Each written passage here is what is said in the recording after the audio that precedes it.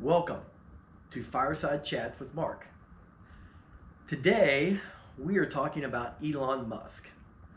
Now, I'd like to give Elon Musk a lot of praise. He has done a lot of good and great things.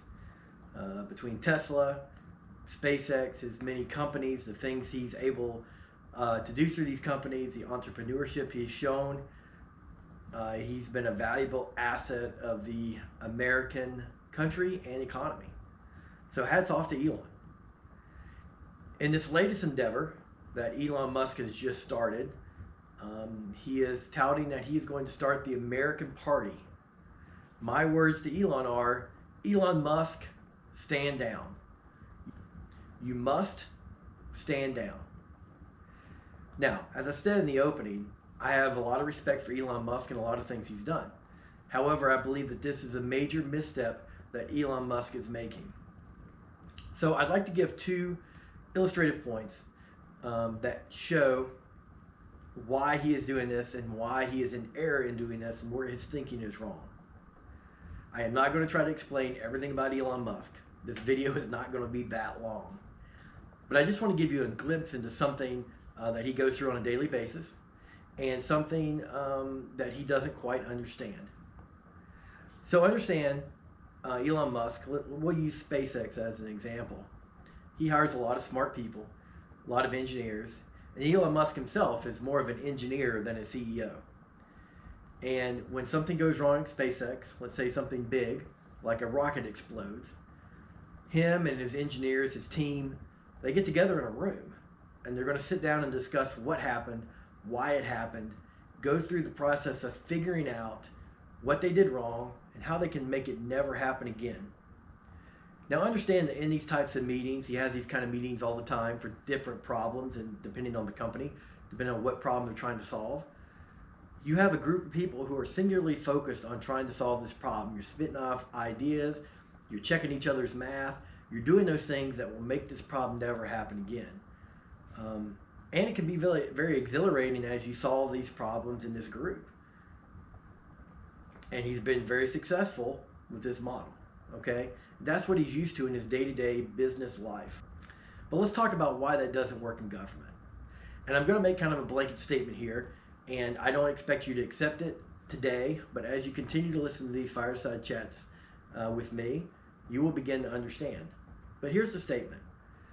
Government is the most inefficient entity out there. Government will always be inefficient. No matter how hard you try, no matter how good you get, government is always inefficient. It's why we should always have as little government as is needed because of the inefficiencies and inherent problems government creates. You don't want government in charge unless it absolutely has to be. If you can put it in private hands, it will always be better. As you continue to watch these fireside chats with me, those kind of ideas will become more clear as to the why. So let's talk about government, for instance. I want to talk about the big, beautiful bill that just passed. And there's a lot in it. It's almost 1,000 pages long. But I just want to talk about one aspect, okay? And that's called the SALT deduction. If you're not familiar with the SALT deduction, it stands for state and local taxes, okay? So let's say you live in Tennessee. I don't live in Tennessee. Let's say you live in New York. I also don't live in New York, okay? Tennessee has no state sales tax. It's not a heavily taxed state. New York, on the other hand, has very, very heavy taxes for their citizens. It's a blue state. Blue states generally tax their citizens way higher than red states.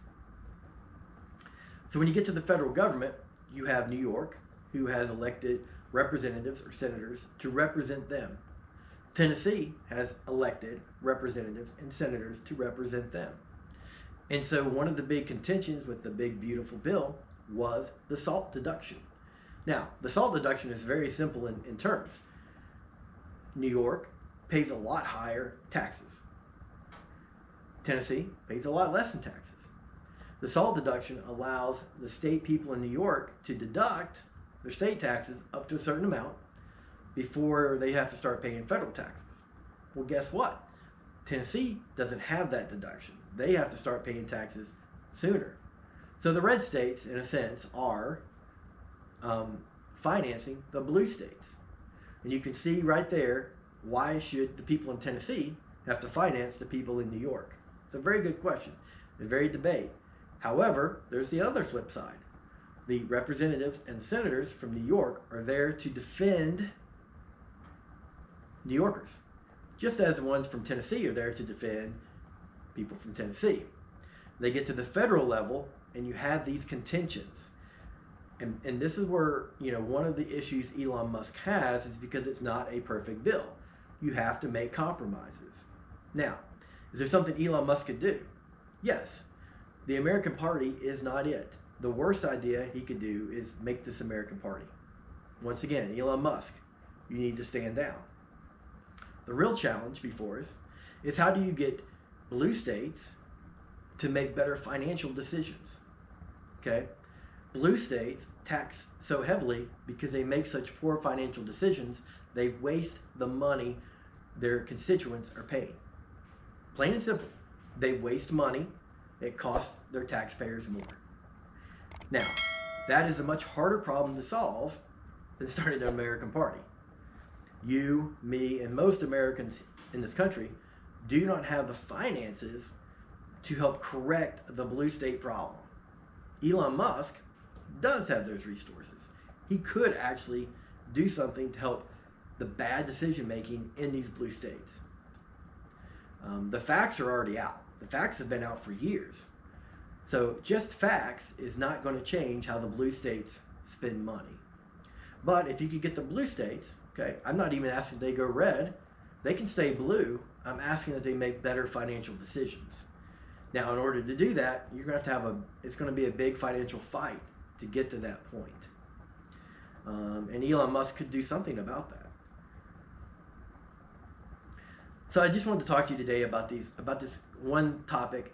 Elon Musk is a multifaceted person, and you watching today, you're also a multifaceted person. You're not one-dimensional. None of us are. And it's impossible to explain everything going on in Elon Musk's mind with one short video on YouTube. Just not possible. But I am trying to show some contrast between what he does in his daily life and what happens in government. And this is a simple example, and just one. But take this and compound it, and you see the complexity and the problems and the inefficiencies that come in government. We don't want government any more than we need. Thank you guys for stopping by.